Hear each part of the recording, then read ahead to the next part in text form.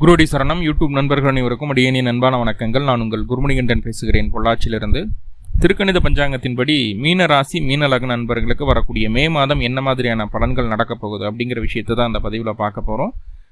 பல்வேறு படிநிலைகளில் இந்த பதிவை பார்க்கலாம். என்னென்ன அப்படின்னு பார்த்துட்டிங்கன்னா, மீனராசி மீன லக்னத்துக்கு உண்டான கல்வி நிலை எப்படி இருக்க போது, உடல் ஆரோக்கியம், தொழில், வேலை வாய்ப்புகள், பொருளாதாரம், திருமண வாழ்க்கை, காதல் விவகாரங்கள், குழந்தை சம்பந்தமான விஷயங்கள், அதிர்ஷ்டம், இந்த மாதிரி என்னென்ன விஷயங்கள் உங்களுக்கு சாதகமாக இருக்க போகுது அப்படிங்கிறத பார்க்க போகிறோம். டீட்டெயில்டாக ஒவ்வொரு விஷயமா நம்ம தெளிவாக பார்த்துடலாம். அதற்கு முன்பு இந்த மாத துவக்கத்தில் என்ன கிரக நிலைகள் இருக்குது அப்படின்னு சொல்லி பார்த்துடலாம். ராசிக்குள்ளேயே செவ்வாய், ராகு, புதன் இணைவு.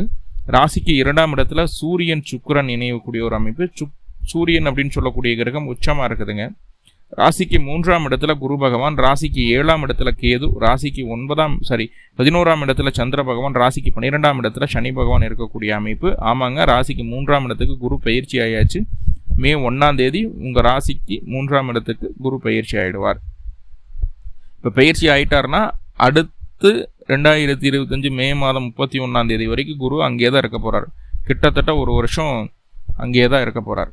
ஸோ அப்போ என்னென்ன மாற்றங்கள் நடக்க போகுது அப்படிங்கிறத பார்க்கலாம். இந்த மாதத்தில் கல்வி நிலை மீன ராசி மீன லக்ன நண்பர்களுக்கு எப்படி இருக்க போகுது அப்படின்னு சொல்லி பார்க்கலாம். முதல்ல அடிப்படை கல்வி, ஆரம்ப கல்வி எப்படி இருக்க போகுது. சம்மர் ஹாலிடேஸில் கல்வியை பற்றி பேசுகிறோம் அப்படின்னா இப்போ தான் முக்கியமாக பார்க்க வேண்டிய ஒரு கட்டாயம் இருக்குது. ஏன்னா எக்ஸ்ட்ராவாக சில விஷயங்களை யோகா, மெடிடேஷன், கராத்தே, குங்ஃபு படிக்க வைக்கலாம், ஸ்விம்மிங் படிக்க வைக்கலாம், செஸ்க்கு ஒரு ட்ரைனிங் கொடுக்கலாம்.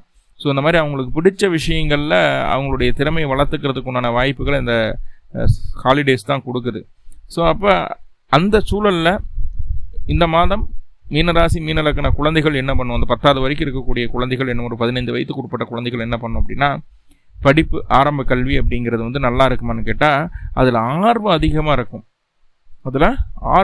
இருக்கும். ரொம்ப ஸ்போர்ட்டிவாக செயல்படுவாங்க. அந்த விஷயங்களில் நம்ம சொல்லணுங்கிறது கிடையாது, ரொம்ப வேகமாக செயல்படக்கூடிய ஒரு அமைப்பு தான், இல்லைன்னு சொல்லலை. அந்த 3-8க்கு அதிபதி சுக்கிரன் ராசிக்கு 2ஆம் இடத்துலையும் 6ஆம் அதிபதி ராசிக்கு 2ஆம் இடத்துலையும் இருக்கிறது அப்படிங்கிறத பார்த்துட்டிங்கன்னா, அந்த ரொம்ப ஸ்போர்ட்டிவாக ரொம்ப ஆக்டிவாக இருக்கிறதே அவங்களுக்குள்ள கொஞ்சம் சண்டை சச்சரவுகள் உருவாக்கிடும். கூட படிக்கக்கூடிய பழகக்கூடிய நபர்கள்கிட்ட சண்டை சச்சரவுகளை ஏற்படுத்திட்டு சண்டை கட்டிட்டு நிற்பாங்க. அதனால் சின்ன சின்ன தகராறுகள், சின்னதாக மன கஷ்டங்கள் எல்லாம் வர்றதுக்குண்டான வாய்ப்புகள் இருக்குது. படிப்பை பற்றி கவலை இல்லை, ஆனால் போகிற இடத்துல படிப்பு சம்மந்தமான விஷயங்களில் சண்டை போடாமல் பார்த்துக்கணும் அப்படிங்கிறத சொல்லுது. முடிஞ்ச அளவுக்கு நம்ம முன்னாடி போகும்போது அட்வைஸ் பண்ணி அனுப்பிவிட்டோம்னா மேக்ஸிமம் அதை தவிர்க்கிறதுக்குண்டான வழியை பார்க்கலாம். இதே மேற்கல்வி படிக்கிறீங்க அப்படின்னா, ஹையர் ஸ்டடீஸ் படிக்கிறோம், ஒரு 11, 12 யூஜி, பிஜி இந்த அமைப்புகளில், இன்ஜினியரிங் இந்த அமைப்புகளில் முடிச்சுட்டு, இல்லை first year second year complete பண்ணியிருக்கோம், வேறு ஏதாவது அடிஷனலாக கோர்ஸ் பண்ணலாம் அப்படின்னு இருக்கக்கூடிய மக்களுக்கு எப்படி இருக்க போகுது அப்படின்னா, 4ஆம் அதிபதி அப்படின்னு சொல்லக்கூடிய கிரகம் புதன் உங்கள் ராசிக்கு உள்ளேயே திக்பலமாக இருக்கிறாரு. ஆனால் நீசமாக இருக்குது. மற்றவர்களுடைய பார்வைக்கு தான் அது நீசம், உங்கள் ராசிக்குள்ளே அது புதன் வரும்போது திக்பலம் ஆகுதுங்க. திக்பலம் ஆகுது அப்படிங்கும்போது ஸ்டார்டிங்லேருந்து சப்போர்ட் இருக்கும், அதில் மாற்றம் இல்லை. ஆனால் 10ஆம் தேதி புதன் உங்கள் ராசிக்கு 2ஆம் இடத்துக்கு பயிற்சி ஆகிறாரு. அந்த 2ஆம் இடத்துக்கு பயிற்சி ஆகிறதுனால ஏதாவது மாற்றங்கள் இருக்குமா உயர்கல்வியில் அப்படின்னு சொன்னால் அப்பவும் மாற்றம் இல்லை, அப்பவும் நம்மளுக்கு சப்போர்ட்டிவாக தான் இருக்குது. அந்த 10 to 19 இந்த 9 நாட்கள் மட்டும் கொஞ்சம் முன்னுக்கு பின் முரணாக சில விஷயங்கள் நடக்கும். நம்ம ஒரு விஷயத்தை எதிர்பார்த்து போவோம், அது அப்படியே நம்மளுக்கு கொஞ்சம் ஆப்போசிட்டாக நடக்கிற மாதிரி இருக்கும். ஆப்போசிட்டாக இல்லாமல் சில அலைச்சலுக்கு அப்புறம் அது நம்மளுக்கு கைகூடி வர்ற மாதிரியான ஒரு சூழல். ஸோ இந்த மாதிரி கொஞ்சம் ஸ்ட்ரகிள் பண்ண வேண்டிய ஒரு அமைப்பு 10ஆம் தேதியிலேருந்து 19ஆம் தேதி வரைக்கும் இருக்குது.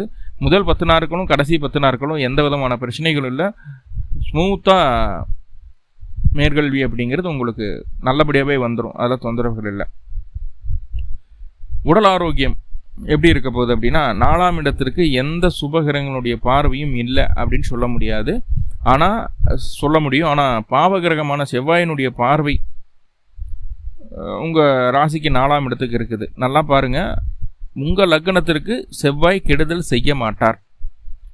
ராகு கூட இருந்தாலும் புதனோடு இருந்தாலும் செவ்வாய் உங்கள் லக்னத்திற்கு கெடுதல் செய்ய மாட்டார், உங்கள் ராசிக்கு கெடுதல் செய்ய மாட்டார். அப்போ செவ்வாயினுடைய பார்வை 9ஆம் அதிபதியினுடைய பார்வை 4ஆம் வீட்டுக்கு விழுவதால் என்னதான் செவ்வாய் ராகு கூட புதனோடு இருந்தாலும் உங்களுக்கு அடுத்த கட்ட உயர்வை நோக்கி உடல் ஆரோக்கியத்தில் சொல்லுது, உடல் ஆரோக்கியத்தில் அடுத்த கட்ட வளர்ச்சியை நோக்கி கொண்டு போவார்.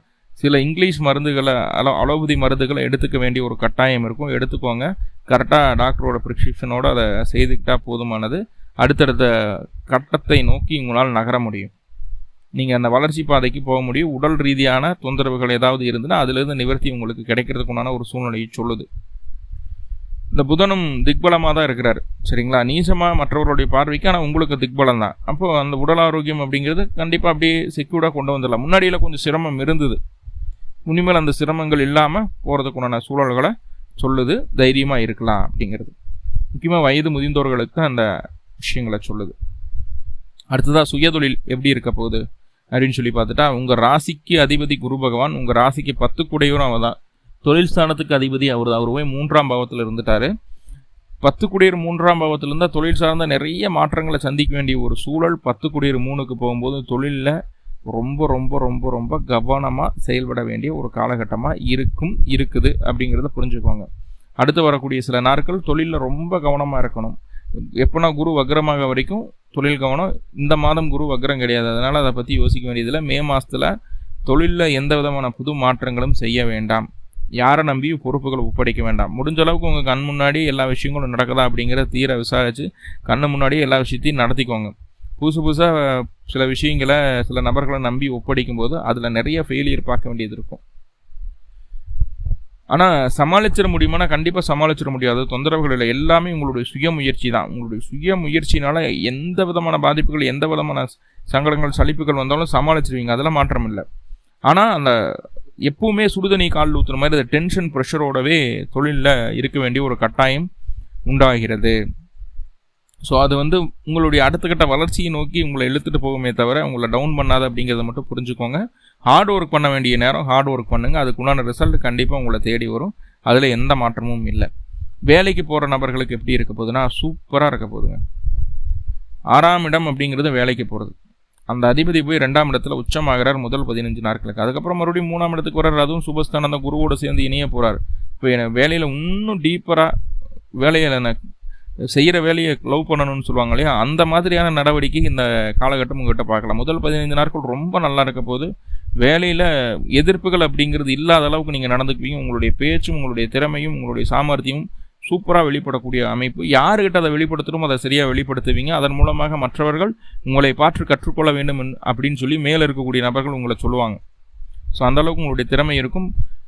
வேலை நல்லா இருக்கிறதுனால பொருளாதார ரீதியான வேலைக்கு போகக்கூடிய நபர்களுக்கு பொருளாதார ரீதியான முன்னேற்றம் நல்லபடியாகவே இருக்கக்கூடிய ஒரு அமைப்பாக இருக்குது, சரிங்களா?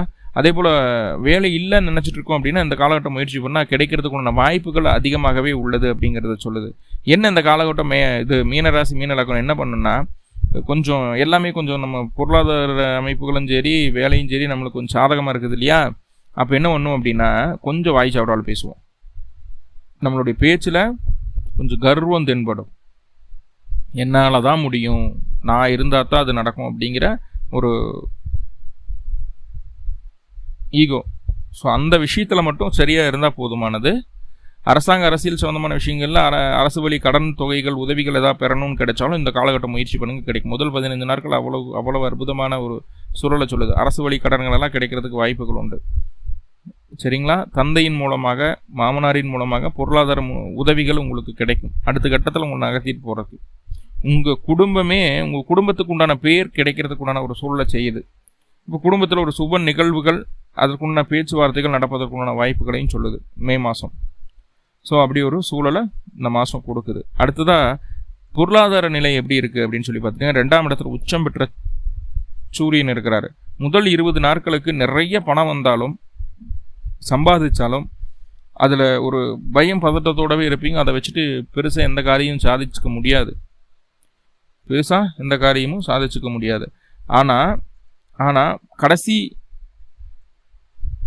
10 நாட்கள் ரொம்ப நல்லா இருக்க போகுது. நண்பர்கள் மூலமாக பொருளாதார உதவிகள் கிடைக்க போகுது. தாய்வழி உறவுகள் மூலமாக கிடைக்க போகுது. அதே போல் உங்களுடைய சுய திறமையை சரியான இடத்துல சரியான நேரத்தில் பயன்படுத்தி அதன் மூலமாகவும் பொருளாதார முன்னேற்றத்துக்கு உண்டான வழியை செய்ய போகிறீங்க. இது எல்லாமே நடக்க போகுது. முதல் 15 நாட்கள் பணம் நல்லா வரும், இல்லைன்னு சொல்லலை. ஆனால் அது சில சந்தர்ப்ப சூழ்நிலைகள்னால அது உங்கள் கையில் தங்காமையோ சேமிக்க முடியாமையோ போகிறதுக்கு உண்டான ஒரு சூழல்களை சொல்லுது. ஸோ முடிஞ்ச அளவுக்கு அதை கண்ட்ரோல் பண்ணி சேமிக்கிறதுக்குண்டான வழி ஏதாவது இருக்குதான்னு பாருங்கள், சேமிச்சிடுங்க. முக்கியமாக சொல்கிறேன், நல்லா பாருங்கள். உங்களுக்கு இந்த காலகட்டம் எதன் மூலமாக பணம் வருகிறது அப்படிங்கிறது மற்றவர்களுக்கு எளிமையாக தெரியும். இன்னும் சொல்லப்போனால் அந்த 19ஆம் தேதி வரைக்கும் முதல் 19 நாட்களுக்கு மற்றவர்களுக்கு அது எளிமையாக தெரியும். அப்போது இந்த காலகட்டம் லீகலாக உங்களால் எப்படி சம்பாதிக்க முடியுமோ, எப்படி உங்களுக்கு பணம் வரணுமோ அதை மட்டும் ஃபாலோ பண்ணுங்கள். இல்லீகலாக பணம் வர்ற மாதிரியான ஒரு அமைப்புகள் இருந்ததுன்னா அது உங்களுக்கு கண்டிப்பாக பாதிப்பை கொடுத்துரும். கவனம் கவனம் கவனம் அப்படிங்கிற விஷயத்தில் மைண்டில் வச்சுக்கோங்க. நிதானமாக செயல்பட வேண்டிய ஒரு சூழல் இருக்குது.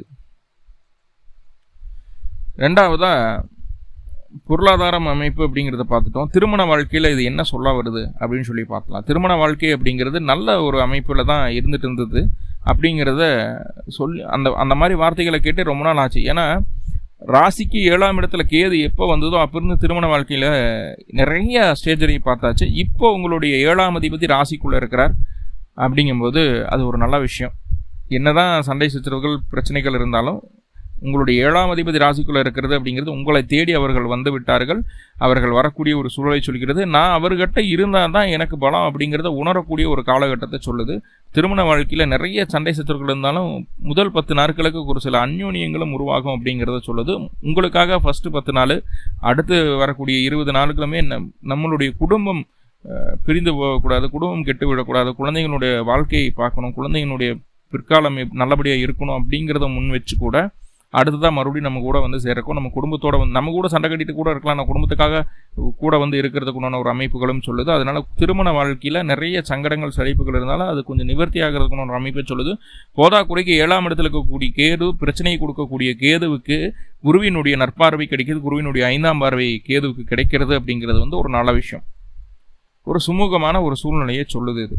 அப்போது திருமண வாழ்க்கையில் நிறைய தொந்தரவுகள் இருந்தாலும் ஃபைனலாக ஓகே அப்படின்ற ஒரு நிலைக்குள்ளே வரும். ரொம்ப பீஸ்ஃபுல்லாக இருப்பீங்கன்னு சொல்ல முடியாது, ஆனால் ஓகே அப்படிங்கிற நிலைக்குள்ளே வரும். முன்னாடி இருந்ததுக்கு பரவாயில்ல, இது மாதிரி நல்லா சுமூகமாக சந்தோஷமாக இருப்போம் அப்படிங்கிற நம்பிக்கையை கொடுக்குற மாதிரியான மாதமாக இந்த மாதம் பார்க்கப்படுகிறது அப்படிங்கிறத சொல்லலாம். காதல் விவகாரங்கள் அப்படிங்கும்போது மீனராசி மீனலக்கணத்துக்கு அப்பப்போ முடிவுகள் மாறிட்டே இருக்கும், அப்பப்போ எண்ணங்கள் மாறிட்டே இருக்கும், ஆசைகளும் மாறிட்டே இருக்கும். அந்த அமைப்புகள் இந்த தடவை 5ஆம் அதிபதி அப்படின்னு சொல்லக்கூடிய சந்திர பகவான் 11ஆம் இடத்துல இருக்கிறதுனால உங்களுடைய திட்டங்கள், உங்களுடைய ஆசைகள், உங்களுடைய காதல் சம்பந்தமான விஷயங்களில் நல்ல முன்னேற்றத்தை கொண்டு வந்துடணும், நல்ல மாற்றத்தை கொண்டு வந்துடணும், நல்ல உங்களுடைய விருப்பங்களை அப்போவே தெரிவிச்சிடணும் அப்படிங்கிற ஒரு பரபரப்பாக இருக்கக்கூடிய ஒரு அமைப்பு. காதல் சம்பந்தமான விஷயங்களில் எவ்வளவு பரபரப்பாக இருந்தாலும் அது சந்திரனாக இருக்கும்போது கொஞ்சம் யோசனை தேவை அப்படிங்கிறத சொல்லுது. ஏன்னா 5ஆம் அதிபதி அப்படின்னு சொல்லக்கூடிய சந்திர பகவான் 11ஆம் இடத்துல இருக்கும்போது அந்த மாதம் பிறக்குது. அது ஒரு நல்ல விஷயம்தான். காதல் சம்பந்தமான விஷயங்களுக்கு, குழந்தையினுடைய முன்னேற்றத்துக்கு இது எல்லாமே நல்ல அமைப்புகளை தான் சொல்லுது. சந்திரனாக இருக்கும்போது சந்திரன் ஒவ்வொரு கிரகங்களை தொடும்போதும் கொஞ்சம் நிதானமாக இருக்க வேண்டிய சூழல். அதாவது மேஷம், ரிஷபம் இந்த ராசிகளில் சந்திரன் பயணிக்கும் போது அது உங்களுக்கு சப்போர்ட்டிவாக இருக்கும். கன்னியில், கும்பத்தில், மீனத்தில் சந்திரன் பயணிக்கும் போது எந்த விதமான புது மாற்றங்களும் புது முடிவுகளும் காதல் சம்பந்தமான விஷயங்களை எடுக்க வேணாம் அப்படிங்கிறத புரிஞ்சுக்கோங்க. குழந்தை சம்பந்தமான விஷயங்களையும் கூட. அப்போ நிறைய பாசிட்டிவான விஷயங்கள் பார்த்துருக்கோம், சின்ன சின்ன நெகட்டிவ்களும் இருக்குது. அப்போ நெகட்டிவாக பாசிட்டிவாக மாற்றிக்கிறதுக்கு ஏதாவது வழி இருக்கான்னா கண்டிப்பாக உண்டு. என்ன அப்படின்னா 6 கைகளை உடைய முருகப்பெருமான் வெளியே எங்கேயும் கிடைக்கலன்னா ஃபோனில் டவுன்லோட் பண்ணி வச்சுக்கோங்க, மொபைலில் பார்த்துக்கோங்க. 2 நிமிஷம் அவங்கள மனசார ப்ரேயர் பண்ணிவிட்டு வீட்டில் இருக்கக்கூடிய முருகப்பெருமானுக்கு 2 நல்லெண்ணெய் தீபம் போட்டு வழிபாடு பண்ணிட்டு வரலாம். பக்கத்தில் இருக்கக்கூடிய முருகன் கோயிலுக்கு நீங்கள் பிறந்த கிழமை அன்னைக்கும் பிறந்த நட்சத்திரத்தன்னைக்கும் 2 நல்லெண்ணெய் தீபம் போடுங்க. கொஞ்சம் திருநீர் வாங்கி கொடுங்க. ஒரு 100 கிராம் 200 கிராம் முருகனுக்கு திருநீர் வாங்கி கொடுத்து வழிபாடு பண்ணிட்டு வாங்க. கண்டிப்பாக இந்த மாதம் மிகப்பெரிய ஏற்றத்தை உங்களுக்கு தரும். மேலும் மீனராசி மீனலக்க நண்பர்கள் எல்லா விதத்திலும் நன்மைகள் நடக்கணும்னு சொல்லி எல்லாம் பல பரம்பூரில் பிரார்த்தனை பண்ணிட்டு இந்த பதிவு முடிச்சுக்கிறேன். நன்றி நண்பர்களே, நன்றி. வாழ்வளமுடன். திருச்சிற்றம்பலம்.